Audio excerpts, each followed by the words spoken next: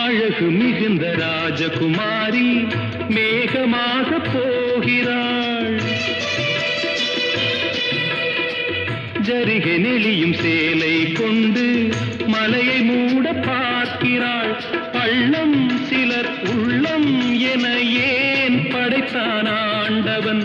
பட்டம் பெற தேடுகின்றேன், எங்கே அந்த நாயகன்? மலையின் காட்சி இறைவன் ஆட்சி. செந்தாழம் பூவில் வந்தாடும் தென்றல் என் மீது மோதுதம்மா.